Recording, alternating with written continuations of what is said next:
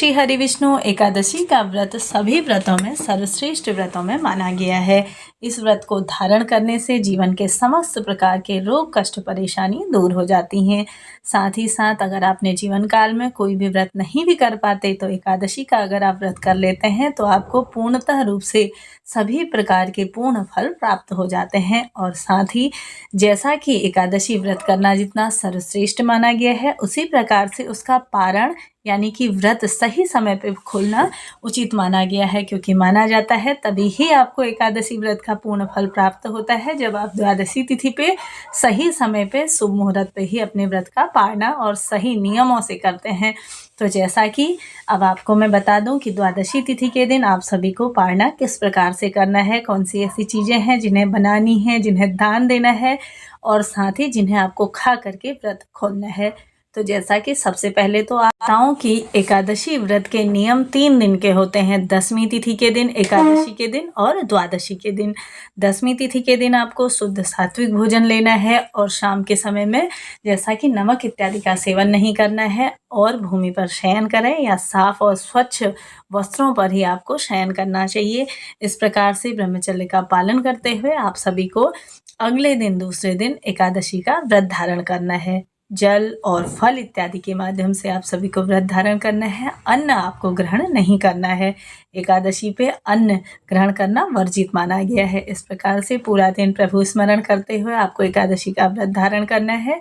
उसी प्रकार से अगले दिन द्वादशी तिथि में भी आप सभी को विधि विधान से, जैसे एकादशी पर श्री हरि विष्णु जी का विधिवत पूजन किया, उसी प्रकार से अगले दिन भी करना चाहिए। साथ ही साथ आप सभी को माता तुलसी का इस दिन विशेष पूजन करना चाहिए द्वादशी तिथि पर। साथ ही साथ आप सभी को सुबह पूजन इत्यादि के बाद शुद्ध सात्विक भोजन बना लेना है। शुद्ध सात्विक भोजन में आप सभी, जैसा कि माघ का महीना है, खिचड़ी इत्यादि आप बना सकते हैं, खीर बना सकते हैं, साथ ही साथ हलवा इत्यादि बना सकते हैं आप। तो इस प्रकार से आपको साग इत्यादि में आप सभी, जैसा कि गाजर इत्यादि, मूली, इन चीज़ों का सेवन नहीं करना है। साथ ही साथ आप सभी को टमाटर इत्यादि का सेवन भी नहीं करना है। जैसा कि घी में बनी हुई सामग्रियां, गाय के घी में अगर आप बनाते हैं तो अति श्रेष्ठ है। नहीं कर पाने की स्थिति में आप तिल के तेल का प्रयोग भी कर सकते हैं। तो आप सभी को इस प्रकार से शुद्ध भोजन बनाना है। साथ ही अपने पंडित जी को घर पर बुला करके एक समय का भोजन द्वादशी तिथि पर अवश्य करवाना चाहिए। ना मिल पाने की स्थिति में आप सभी उन्हें एक समय का भोजन, सूखा कच्चा अनाज, जो भी आपसे बन पाए, आपकी क्षमता सामर्थ्य अनुसार, कुछ वस्त्र इत्यादि, फल, दक्षिणा उसमें रख करके उन्हें सबसे पहले आप सभी उनके लिए निकालें। उसके बाद ही आप अपनी द्वादशी के दिन व्रत का पारण कीजिए। साथ ही साथ गौ माता को एक अंश आप खिला सकते हैं। और जैसा कि माघ का महीना चल रहा है, सटतिला एकादशी का व्रत है, तो जैसा कि आप सभी तिल का दान कर सकते हैं। इस दिन तिल की बनी हुई वस्तुओं का, जैसा कि लड्डू इत्यादि दान कर सकते हैं आप, या साथ ही तिल का आप दान कर सकते हैं। साथ ही जो भी ज़रूरतमंद हैं उन्हें आप गर्म वस्त्रों का दान कर सकते हैं। माघ का महीना है, आप जिस प्रकार से, जितनी भी आपकी क्षमता सामर्थ्य है, उस प्रकार से आप दान कर सकते हैं। यह भी अतिश्रेष्ठ माना गया है। साथ ही साथ जो भी आपने श्री हरि विष्णु जी से भोग स्वरूप में लगाया है, साथ ही आप सभी को कुछ क्षण वहाँ पे अपने मंदिर में घी का एक दीपक प्रज्वलित कर लीजिए। उसके बाद श्री हरि विष्णु जी से अपनी जो भी त्रुटि हुई है उसके लिए क्षमा प्रार्थी हो जाएं कि हे श्री हरि विष्णु जी, आज मैंने आपका एकादशी का जो व्रत है वह पूर्ण किया, तो इसका फल आप मुझे दे दीजिए। किसी इच्छा अनुसार अगर आपने किया है तो अवश्य से ही आपको बोलना चाहिए। सभी भी सटतिला एकादशी व्रत के पारण का शुभ मुहूर्त नोट करते हुए चलिए।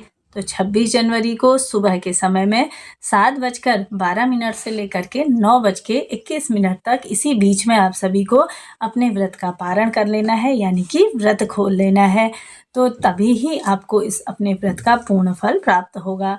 जैसा कि एकादशी व्रत में आप सभी को मैंने बताया कि विधि विधान से जो पूजन करता है श्री हरि विष्णु जी, उसकी सभी मनोकामनाएं पूर्ण करते हैं। साथ ही द्वादशी तिथि के दिन कभी भी हरिवासर का जो समय होता है, उस बीच में कभी भी आप सभी को अपने व्रत का पारण नहीं करना चाहिए, यानी कि व्रत नहीं खोलना चाहिए। इस प्रकार से सभी जानकारियों के लिए आप मेरे चैनल को सब्सक्राइब करिए। साथ ही मेरे चैनल में प्रतिदिन आप सभी के लिए कथाएं डाली जाती हैं, माघ महात्म्य डाला जाता है, उसे भी सुनिए। और अपने जीवन को सुखमय और सार्थक बनाइए। मेरे चैनल में आप नए आए हैं तो चैनल को सब्सक्राइब कर लीजिए, साथ ही साथ जो बेल बटन है उसे दबाना ना भूलिए। इससे क्या होगा, मेरी सभी वीडियोस की जो नोटिफिकेशन है आपको सही समय पर प्राप्त होगी। मिलते हैं अगली वीडियो में, तब तक के लिए जय श्री कृष्ण, राधे राधे।